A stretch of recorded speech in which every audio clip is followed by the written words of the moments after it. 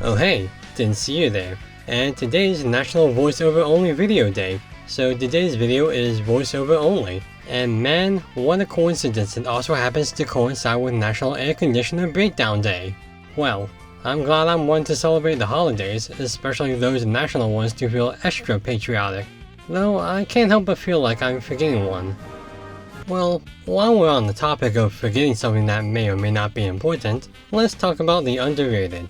Underrated anime. Those little gemstones between the bedrock of solid forebearers and the piles upon piles of fantasy isekai harem trash. If you dig deep enough into the soil of boredom and or desperation, what you may find, aside from hentai, are the obscure, semi-lost media that one could subjectively think, hey, that's pretty neat. And today we're rattling off 10 of these underrated anime I think are pretty neat. This isn't in any particular order or tied to any particular themes. These are just my simple thoughts on shows that might need a little more attention drawn to them after all these years of being tucked away behind the bizarre Genesis Magica Hunter Academias online. Keep in mind that these are my opinions limited to this microcosm of a blue room free of air conditioning, so some of these might not be underrated where you're from, or that my general say-sos are just sweated out my butt. Well, to that I say, fair. But yeah, it's just my opinion. Also, all of these are more than 5 years old, as sometimes it takes time for a show to become popular, and if this video somehow raises the mouse scores of some of these, well, I'll consider my job done adequately. Here's 10 underrated anime, in my opinion. Starting off this ramble are some shows I've already talked about sometime in the past. My Bride is a Mermaid, Yakitate Japan, Romeo x Juliet, and Katanagatari. The three former I've discussed in in-depth analyses in my anime reviews, while the latter has already been on one of these list vids with the top 10 college anime. So I won't dive too deep into the details of the stories and whatnot, but the fact there are no more discussions about them even after I put out those videos is a real shame. After all, I know that the millions of people who saw those put them in their watch list and just kind of forgot about them, right? But to lay it out there, these are superb shows for what they do, whether it's for the unique comedy they exaggerate or the fine-tuning of the romance genre they tweak. If you have a chance, check them out when you can. After all, you did put them in your to-watch list after my brilliant analyses, so you might as well go queue them up. But moving on to those I haven't rambled on to an obsessive degree yet. Baccano. Truth be told, I almost didn't put this one in the script. Not because it's not underrated, but because it's the underrated anime. Yeah, this show's most notable claim to fame is the fact that it might be the most underrated anime there is. How weird is that? Well, I guess technically that counts, and whatever excuse gives me to talk about how good the show is, I'm all for it. Told in the very bizarre, non-sequential order, the show follows three plotlines surrounding a cursed voyage to America, a mob story of deadly but not really proportions, a high-action gang war on a passenger train, and the immortality elixir that binds the three tales loosely together. While the story can be confusing the first time around, it's the gradual unraveling of the mysteries that make the revelations of the meaning of it all the more intriguing. But what really elevates it from just being intriguing to downright entertaining is the dub. Baccano's dub is one of the best out there, capturing a sharp, humanistic, but still comedically exaggerated tone of the 1930s. It's natural, but not too much that it completely transforms the art. It's still very much anime. It's probably one of the reasons why it's quote-unquote underrated, because it came out during that stigmatic time of all dubs are bad, when this clearly proved that they aren't. Not that the dubs were actually bad, but the mindset amongst the weeb community was that they were. And then Baccano said, "Oh my hilariously named locomotive. It's definitely worth a check." While the story format may not be for everyone, I will stand on the hill that the dub is actually objectively great, and opinions otherwise are subjectively wrong. But I'm not here to debate over a non-existent issue. If I wanted to debate, it'd be over something stupid, like the potential threat to the world's safety, or underrated anime. Roka, Braves of the Six Flowers, is actually the anime that made me think of this topic. One day I was doing Nathan things when I thought, what's that one show that was almost like Among Us and had that one chick who was paler than an emaciated French aristocrat? Even back then, when it was first airing, I thought it was weird no one was talking about this one, as it's a pretty solid story about a group of 6 destined heroes who need to weed out the imposter's 7th one before they take on the Demon King. It had mystery, suspense, cool characters, and awesome style. My biggest guess as to why no one talks about this one as much is because of the other concurrent debuts. There was Overlord, Dragon Ball Super, Charlotte, and of course the anime of the season, Bikini Warriors. Rewatching it, not only has it held up these past 10 years, Jesus, I'm getting old, but it's a lot better than I remember. The mystery's just as fun despite knowing the twist due to the presentation of the action and character relations, and the animation and music's banging, which I always thought were impressive enough to warrant the discussion they never seemingly got. It's not too out of the depths for casual viewers, and it's probably the most modern audience friendly of what we're talking about today. It's just a shame it didn't get a season 2, like No Game No Life, which is not on this list because 1, that show is definitely not underrated, and 2, it's kinda bad, guys. I'm sorry, I like it for its ridiculousness, but it's definitely not good narratively. But if we are going there, how about some shows about real life games? Ugh, real life, I know, but hear me out. Princess 9 is a shoujo rom-com disguised as a baseball anime, while Hanebado is an intense psychological thriller disguised as one of the most lung-collapsing sports out there. As an avid baseball fan, there is a bit of bias for me regarding Princess 9 as it captures the essence of baseball and the game's discipline, borderline among the best of the genre. But that's not where I think it shines. I think it truly homers in the character relations regarding the love of baseball as well in the romantic regards. By all accounts, they are cliche tropes of the shoujo genre, and they can be predictably monotonous, but the mixture of the lead's tipping perspectives of her emotions is written so cleverly and so genuinely that it's hard to fault her decisions or her mindset. Ryo's a fairly complex character as her flailing first love of the game clashes with the newfound feelings of being a hormonal teen, in addition to her position as the team captain. All the other characters range from fun and funny to equally as poignant despite following other parts of the shoujo formula. They're really likable, and as a ragtag team of amateurs, you root for them in the hopeful fashion of the sport that defines the art of the underdog.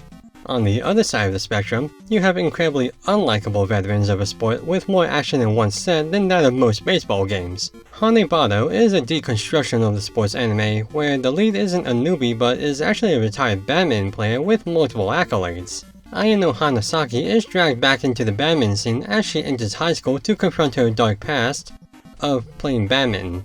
Yeah, it sounds silly, but the context is actually really dark that I won't spoil. And through this trauma, the usually kind and wide-eyed girl becomes an unhinged sociopath once she gets back on the court. And by God is it entertaining.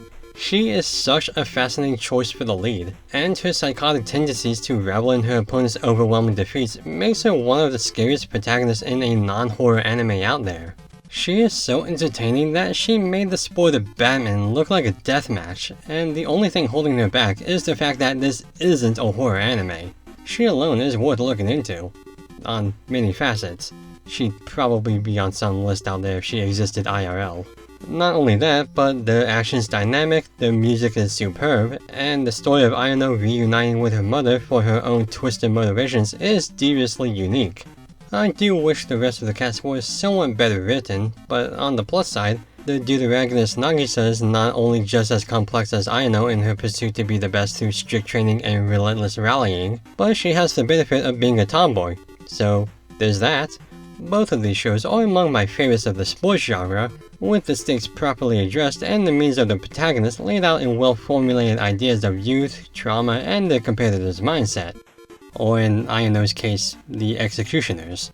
I could see why they wouldn't be in the public eye as much as one's older and the other's a vast step from the typical formula, but I mean it when I say they're far more than their categorical tags. Be it baseball diamonds in the rough, clear-cut hidden gems, or whatever you want to call them, they shine on in their flawed, polished characters and their gleaming animation. Transitioning from that ham-fisted metaphor, Land of the Lustrous. Okay, before that, let's circle back and talk about animation. More specifically, 3D animation. Computer-generated anime have come a long way since Ghost in the Shell, with its ups and Berserk 2016s. But while many of those that come out now are substantially better since then, once again, there are those that fell through the cracks beforehand. Land of the Lustrous is sort of one of those. I debated on listing this one too, as while I think most people aren't familiar or too interested in it, those that are love it to a vocal degree. Like how I am with Baccano's dub. But you see that? The title of the video says, in my opinion. So no matter how objective I am, you can't criticize me as it's clear that those are only my thoughts, even if they are 100% factual. Anyway, Land of the Lustrous. It's good. Great, even. Honestly, I have half a mind to just play these clips and let them speak for themselves. They're that gorgeous. The other half's probably thinking about Nagisa or something. It's a show that rides on the spectacle of the animation, which is phenomenal for the context and the world, but you are kept for the ride with this story about alien gemstones fighting against the moon aliens who seek to harvest them for the value of, well, gems. It's also impressive they imprint personalities onto these gems that make sense for them, and with each repair to them, there's risk to massive personality changes or shifts, adding a bit of delicacy to the process and anticipated foreshadowing to the narrative. Again, this may be the least underrated show here aside from Baccano, but I can't pass up the chance to talk about my second favorite 3D anime in some way. My absolute favorite, to answer your question you never asked nor probably didn't want the answer to, is Nobunaga Concerto. It's a time travel isekai about a boy who literally falls back into history to the Sengoku period where he takes the place of the young lord Oda Nobunaga, who he looks very similar to, as an eccentric out of his element student. Unlike Land of the Lustrous, Nobunaga Concerto is all about the story, and just the animation that takes a backseat. It's actually sort of odd it's in 3D, and probably could have worked as a hand-drawn show, but the style is fitting and just not horrible, so I didn't really mind it past episode 1. But this is a pure fun story, as an amusing fish out of water, guy failing upward but still somewhat competently historical drama. The MC Saburo is a goofball and lacks in his position, which is a funny enough interpretation of Oda Nobunaga, but he's also written realistically. He doesn't know all the information off the top of his head that so many isekai protags seem to. He has to consult his textbooks and follows through on humbled and informed decisions. Well, as humbled and informed as a high school student posing as one of the craziest world leaders in history can be. You're watching the show for Saburo's escapades in uniting Japan because he is an everyday kid, not like the blank slates you see in other isekai. You can see he has the charm of being a leader and the faults of being a human, which makes a very personable character. He really makes the show for me. If there's any show I want people to give a fighting chance, it's this one, as it's criminally underrated for what it does right over what is perceived in doing mediocrely. Nobunaga Concerto toes the line of being one of the 3D anime that prove that animation's not everything, and dances to his own tune to perfection. And you know the drill. Dancing, tune, segue.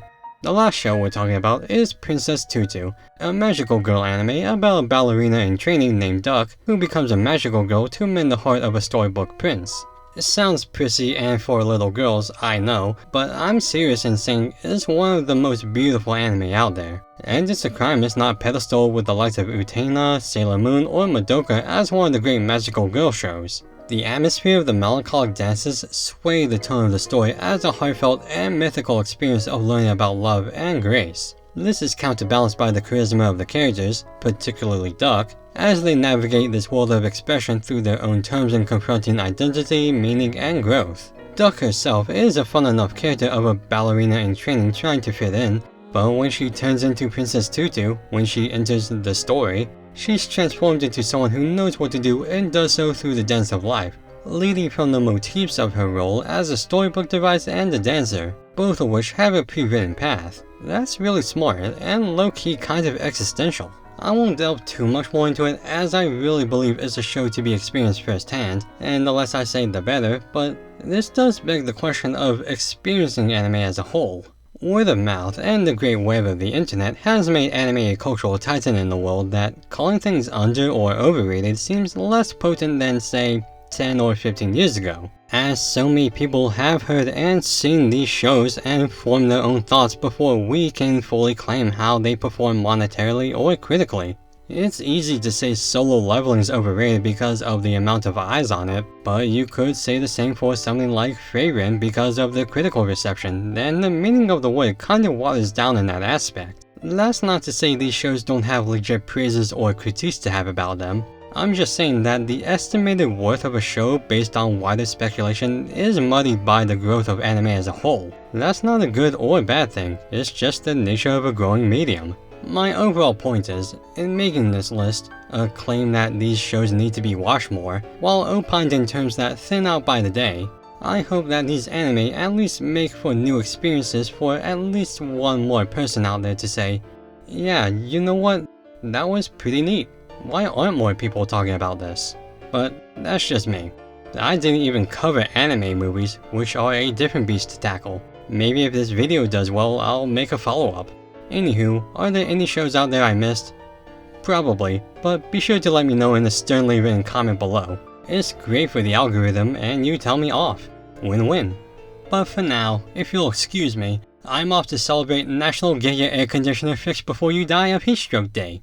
Criminally underrated holiday in my objective opinion.